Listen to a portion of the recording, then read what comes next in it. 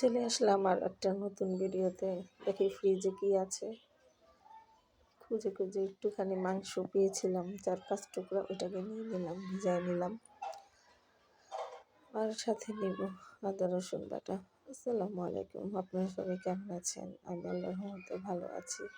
সালাদের জন্য 2টো টমেটো কেটে নিব, কয়েকটা কাঁচা টমেটো ভাজি করব, কয়েকটা কাঁচামরিচ নিয়ে নিলাম। তো এখন দুপুর 4টা রান্নার আয়োজন করব, গ্যাস ছিল না। কয়েকটা টমেটো কেটে নেব, সুন্দর করে পলে নেব, এটাকে আমি ভাজি করব জিরা টেলে দিয়ে। 4-5টা টমেটো কেটে নেব, আরগুলো আমি রেখে দেবো সুন্দর করে। এই তো আমার টমেটো পোলা হয়ে গেছে। এখন আমি তেল দিয়ে দিব কড়াইতে, আস্তে কটা জিরা দিব, আস্তা কটা জিরা এতে দিয়ে দিলাম। ভাত বসাই দিছি এই জন্য দিয়ে দিলাম টমেটো কাটা। এখন একটু হলুদ দিব, সাথে একটু পরিমাণ মতো লবণ দিয়ে ঢেকে দেব। আজকে মুরগির মাংস আলু দিয়ে ভুনা করব আর টমেটো ভাজি করব। এই তো মুরগির মাংসটা ছাড়াইতেছি আস্তে আস্তে, সহজে তাড়াতাড়ি কাজ হয় না, ভিজাইতে টাইম লাগে। তো ভিজানো আমি নখ দিয়ে আস্তে আস্তে ছাড়াই নিতেছি, যেহেতু অনেক কাজ বাকি আছে, ঘরে কাজ করতে হবে সব। এখানে আমি পাগুলা গরম পানি দিয়ে ভিজে সুন্দর করে বেছে নিব। কড়াইয়ে বসা দিয়েছি, তেল দিয়ে দিলাম, পেঁয়াজ দিয়ে দিলাম, সাথে কয়েকটা তেজপাতা। একটু লাল লাল হলে আদা রসুন বাটা দিয়ে দিব। এ ফাঁকে আমি পাগুলো বেছে নিলাম। যেহেতু আমার ভাজা হয়ে গেছে, আদা রসুন বাটা দিয়ে দিব। জিরা গরম মশলা বাটা রাখছিলাম আগে ফ্রিজে, ওগুলোও দিয়ে দিলাম।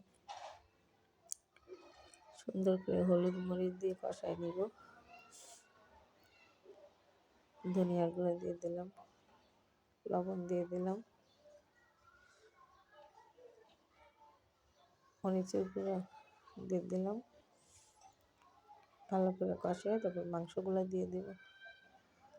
ভাতও বলক এসে গেছে, কমাই দিয়ে তারপর সুন্দর করে পাগুলা বেছে নিলাম। পাগুলা বাছা হয়ে গেলে আমি সবার আগে পাগুলা দিয়ে দিব, তারপর মুরগির মাংসটা দিয়ে সুন্দর করে কষায় পরে আমি আলু দিব ওর সাথে। তো আপনারা যে যেখান থেকে আমার ভিডিওটি দেখছেন অবশ্যই ভালো লাগবে লাইক এবং শেয়ার করে দেবেন। 4-5 দিন ভিডিও দিতে পারিনি নানান ভেজালের কারণে। তো যাই হোক, আল্লাহর রহমতে চলে আসছি আরও নতুন ভিডিওতে। তোমার মাংস কষানো হয়ে গেছে, এখন আমি আলু দিয়ে দিব সাথে। আমার ভাজিও হয়ে গেছে, আলু দিয়ে সুন্দর করে আর একটু পানি দিয়ে দিব। পরে হয়তো আলু দিয়ে নাড়াচাড়া দিয়ে আমি পানি দিয়ে দিব, কারণ হাতে সময় একদমই নেই, ঘরে কাজ পড়ে আছে আরও নানান কাজ, সেগুলো করতে করতে প্রায় 5টা বেজে যাবে। এতে পানি দিয়ে ঢেকে দিব। এই তো আমার রান্না প্রায় শেষ। এখন আমি খাবারের জন্য নিয়ে নিলাম। পানি ভাত ছিল কোরিয়ান স্টাইলে, এখন ভাত খাবো মুরগির মাংস দিয়ে, পানি ভাত দিয়ে, আর হচ্ছে সাথে সালাদ ছিল, লেবু ছিল। তো আমার মাংস হয়ে গেছে, আমি নিয়ে নিলাম। প্রচণ্ড ক্ষুধা লাগছে, একটা রান নেব আর হচ্ছে একটু পানি নেবো একটা, এটা দিয়ে খাবো এখন। এত বাচ্চার বাবাকেও ভাত দিয়ে দিলাম, ছেলেদের দিয়ে দিলাম, আমি সাথে নিয়ে নিলাম। ওরা বসে গেছে খাওয়ার জন্য, এখন আমি খাবো কোরিয়ান স্টাইলে পান্তা ভাত দিয়ে, সালাদ দিয়ে, লেবু দিয়ে, আর হচ্ছে গিয়ে মুরগির মাংস। আমার মতো কারা কারা খেতে ভালোবাসেন কমেন্টে জানাবেন। আর আমার ভিডিওটি যদি ভালো লেগে থাকে অবশ্যই একটি লাইক এবং শেয়ার করে দেবেন। এতে আমি নিয়ে নিলাম। এখন আমি একটা পাও নিব, 1 টুকরা মাংস নিব, 2টো আলু নেব। হয়ে গেছে, সাথে একটু লবণ নিয়ে নিলাম। নিয়ে আমি এখন একটু পানি দিয়ে দিব, দিয়ে লেবুটা চিপড়ে নিব।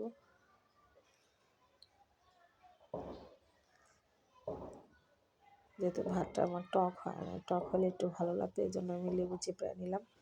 সুন্দর করে খাওয়া শুরু করে দেবো বিসমিল্লাহ করে। আমার ভিডিওটি যদি ভালো লেগে থাকে অবশ্যই লাইক এবং শেয়ার করে দেবেন, আর আমার পাশে থাকবেন সবাই ইনশাআল্লাহ। ভালো থাকবেন, সুস্থ থাকবেন, খুদা হাফেজ।